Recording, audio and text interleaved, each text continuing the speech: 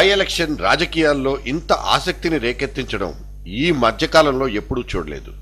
YS కంచుకోటలో జరుగుతున్న ఈ Lok Sabha assembly ఎలక్షన్లో ఆయన కొడుకు జగన్, సతీమణి విజయలక్ష్మికే విజయావకాశాలున్నాయంటూ అపోజిషన్లో ఉన్నవాళ్లే నమ్ముతూ వచ్చినప్పుడు ఇంకా దీని గురించి ఎందుకింత చర్చ జరుగుతోంది? ఇప్పుడు వ్యూహాలు ప్రతివ్యూహాలతో ఇక్కడ రాజకీయాలు కాగిపోతున్నాయి. కాంగ్రెస్ నుంచి విడిపోయి వేరు కుంపటి పెట్టుకున్న జగన్ తన తండ్రికి రాజకీయ వారసుడిని నేనే అంటూ చేసిన సవాల్ను ప్రెస్టీజియస్ గా తీసుకున్న కాంగ్రెస్ నాయకత్వం ఇప్పుడు అక్కడ తన బలగాల్ని పూర్తిగా మోహరించేసింది. కిరణ్ కేబినెట్ లో మంత్రులుగా ఉన్న వివేకానంద రెడ్డి, డిఎల్ రవీంద్రారెడ్డిలను అభ్యర్థులుగా గ్రౌండ్లో నిలబెట్టింది. వివేక తన వదిన మీదే పోటీ చేయడం, ముఖ్యంగా ఆ కుటుంబంలో విభేదాలు వచ్చిన తరువాత జరగబోయే మొట్టమొదటి స్ట్రెయిట్ ఫైట్ ఇదే కావడంతో మొత్తం వ్యవహారం బగ్గుమంటోంది. సవాళ్లు ప్రతి సవాళ్లతో కడపగడ్డ హోరెత్తిపోతోంది. నిజానికి వివేకానంద రెడ్డి నిన్న మొన్నటి దాకా ఈ పులివెందుల ఎస్టేట్కే రారాజు. అన్న వైఎస్ డిఫాక్టోగా అన్ని రాజకీయ వ్యవహారాలు ఆయన కనుసన్నల్లోనే జరిగేవి. వైఎస్ చుట్టపు చూపుగా ఎప్పుడో ఒకసారి వచ్చి వెళ్లడమే తప్ప తతంగం మొత్తం నడిపించింది తమ్ముడు వివేకానే. అన్న డైరెక్షన్, తమ్ముడు యాక్షన్. సారీ తమ్ముడే డైరెక్షన్, యాక్షన్ అన్ని. కానీ మనిషి మాత్రం బయటపడ్డు. అన్న నిష్క్రమణతో అంతా చల్లా చెదురైంది. కుటుంబం చిందరవందరైంది. మొత్తం కుటుంబం నిట్ట నిలువునా చీలిపోయిందని చెబుతున్నా నిజానికి వివేక వైపు ఎవరూ లేనట్టే. వైఎస్ కుటుంబాల వాళ్లంతా జగన్ వైపే. వివేకాకు మిగిలింది ఒక్క కాంగ్రెస్ పార్టీ అండ మాత్రమే. ఇన్నాళ్లు వైఎస్ కుటుంబానికి ఆ ఊళ్ళో కేర్ ఆఫ్ అడ్రస్ గా ఉన్న వివేక ఇప్పుడు ఒక రకంగా చెప్పాలంటే ఒంటరివాడే. తనదైన శైలిలో జగన్ ఎలక్షన్ క్యాంపెయిన్ ఎప్పుడో మొదలు పెట్టేస్తే ఇక తల్లి విజయమ్మ మాత్రం పులివెందుల్లో ఇంటింటికి తిరిగి ప్రచారం చేయడం చూస్తున్న జనానికి ఇదంతా ఏదో కొత్తగా ఉంది. వైఎస్ ఈ కోటలో ఎప్పుడూ పెద్దగా ప్రచారం చేసిందీ లేదు.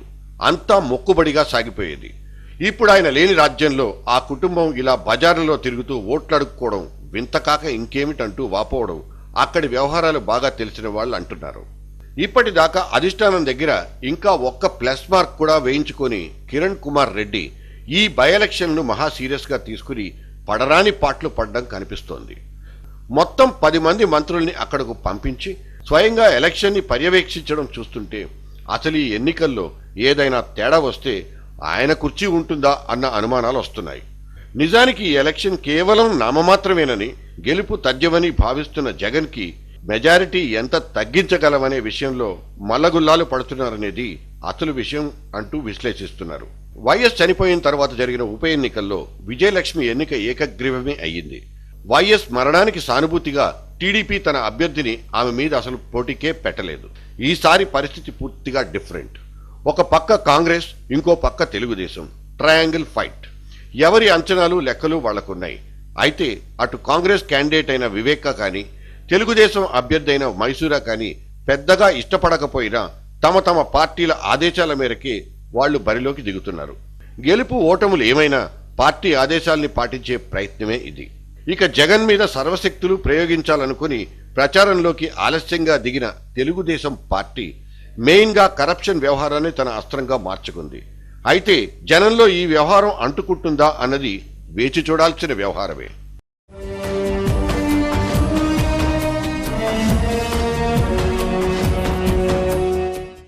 మంది ఎక్కువైతే మజ్జిగ పల్చనవుతుందనే మాటలు ఎలక్షన్స్ లో వర్తించవు కాక వర్తించవు. ఒకవేళ బలవంతంగా వర్తింపచేస్తే క్యాండిడేట్ పరిస్థితి అంతే సంగతులు. ఓటర్లు ఎక్కువయ్యారని పంచాల్సిన అమౌంట్ కట్ చేస్తానంటే ఓటరు ఊరుకుంటాడా? ఒక అభ్యర్థి తాను పోటీ చేసే నియోజకవర్గంలో ఓటర్ల సంఖ్యను బట్టి పెట్టే ఖర్చును అంచనా వేసుకున్నట్లే ఒకవేళ ఆ ఓటర్లు ఎక్కువైతే డబ్బెక్కువ ఖర్చు పెట్టాల్సిందే. అది విషయం. ఇక ఎగస్ పార్టీ క్యాండిడేట్ ఎవరు, అతని బలాబలాలు వగైరాలన్నీ ఖర్చు అంచనాల్ని డిసైడ్ చేస్తాయన్నది నిజమే. ఇంతకీ ఉపోద్ఘాతం రేపటి కడపలో జరగబోయే బై ఎలక్షన్స్ గురించి చెప్పడానికే.